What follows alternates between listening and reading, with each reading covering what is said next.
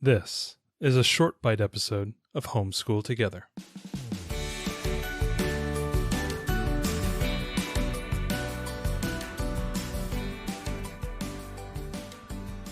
Hello and welcome to Homeschool Together Short Bite Edition. If you homeschool your children and like to play games, you likely have a nostalgia for 1990s movies like my wife does. Why are those two correlated? Ignore her. I mean, I do have an affinity for 1990s movies because I am a child of the 1990s, or I don't know. Well, then we have a game for you. Brought to you by Disney. There was a famous movie in the early 90s. It got like a 39% tomato rating. I looked Bette at that Midler, today. a very young, what was that, Sarah Michelle Gellar? Sarah Jessica Parker. Sarah Jessica Parker. It was the three named Sarah, but you're very close. The Sex and the City lady. And the best of all, Yeah, Kathy Najimy, my favorite nun from Sister Act. That's right, the favorite nun from Sister Act. We have the game Hocus Pocus. That's right. We're starting off our short series here on spooky Halloween-themed games. Too spooky. Too spooky. For the month of October. So we wanted to share the game Hocus Pocus with you, which is from Ravensburger, and it's got Ravensburger. a cool little book-shaped box that it comes in here. Kind of like a spell book. Yeah, this is a cooperative game, so for 2 to 6 players, about half an hour. And the age range is like 7, 8 up.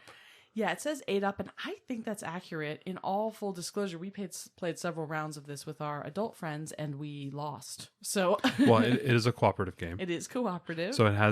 So just to remember, cooperative games tend to be, there has to be a game mechanic that is kind of counting down to something, or there's some element that is being reduced that is causing the game to come to a completion before you can achieve your goals. Right. So you as a team are trying to, in this case, you're trying to stun the Sanderson sisters 3 times. You can stun either Mary, Sarah, or Winifred.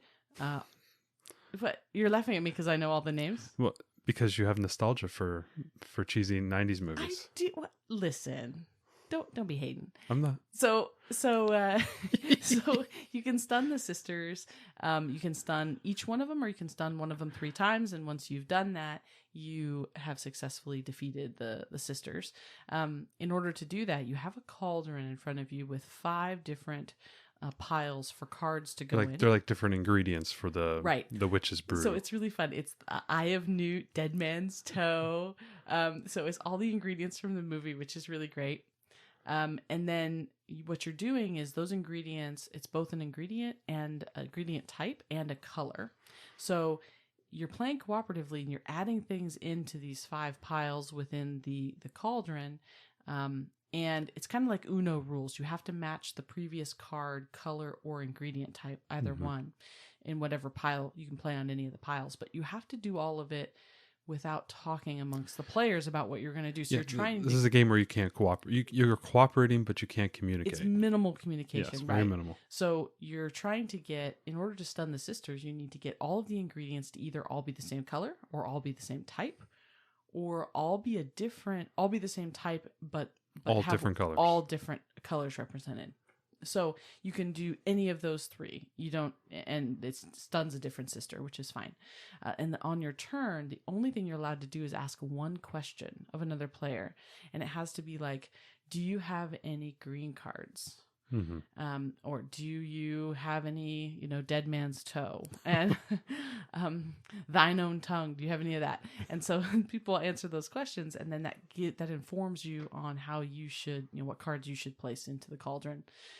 There's some special things too. There's a little Binks cat meeple, which I thought was really cool. And if you play a card with the Binks on it, you get to put it in front of anybody, and their hand is face up on the table, so everyone knows what they have, and we can work with that. And then there's some of the ingredient cards that have a little spell book on them, and when that happens, the sisters play a spell. And this is where the game kind of comes back at you.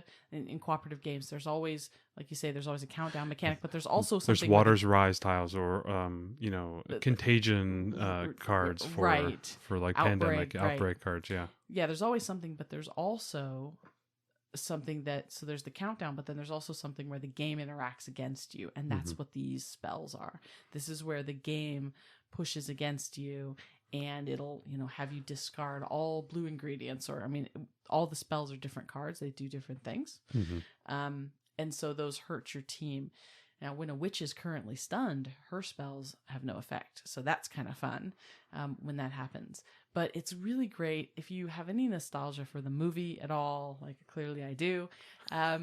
It's really fun because all of the spell cards, everything, and there's a couple of cards that can help you. There's a Billy card that can help you, and there's a few different things, and it's all from the movie. But more than that, it's a really good game. Yeah, like we found it to be, I found it to be a little bit more challenging than I thought it would be, and Right.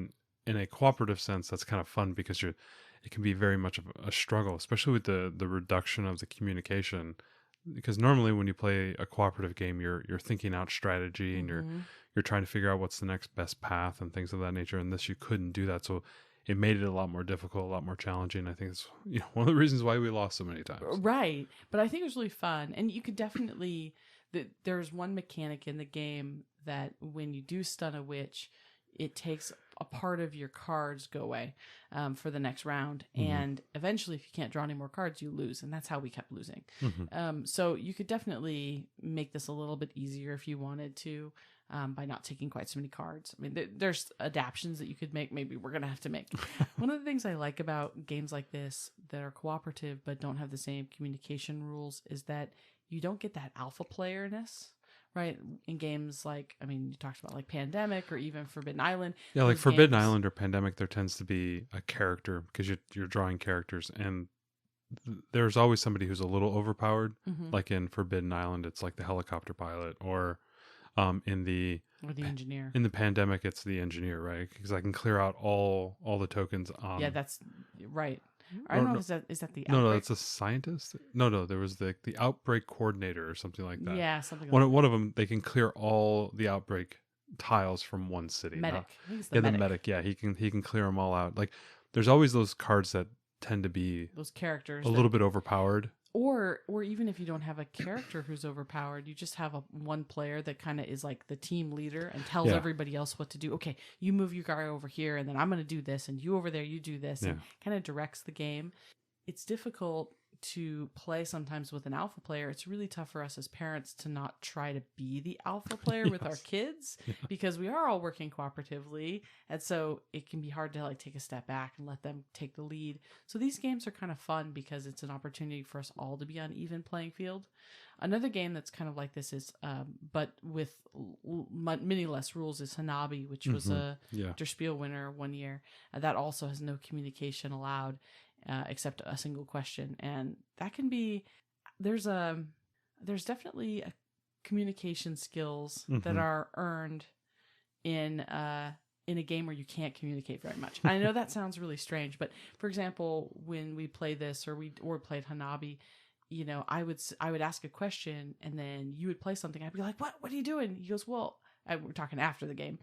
Well, you asked this question, which led me to believe you wanted me to do this. Yeah. And so the rabbit hole of thinking, right. The way that I communicated, it was more than just a question that I asked. It was how you interpreted and what actions you thought to take from that. And so there's a lot of really intangible skills to be learned in a game like this. Obviously, there's strategy, which is great, and matching and some of that easy stuff. But I think more than anything, it's the strategic forethought and the way that you communicate and who you ask the question of and what question you ask and how everyone at the table interprets that question.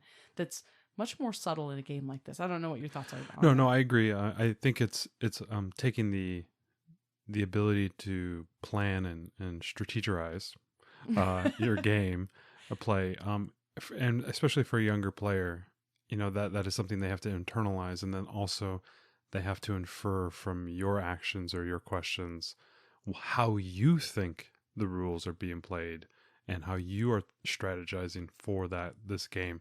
And that is it's a very abstract way of thinking, and I think that's a great skill, especially if you're going to be playing more advanced games against more challenging players. For example, if you're going to play like deck builders, or you're going to be playing challenge games like kind of a Magic type of thing, or if you're doing sort of like a Dungeons and Dragons thing where you're trying to think about what the person you're playing against is trying to do. Like, what are they thinking, and how can I, pin them in a certain area? It's if you go maybe back to our episode on chess last week or 2 weeks ago, that's the type of thinking they're doing there. You're not just moving characters and trying to do your own little thing.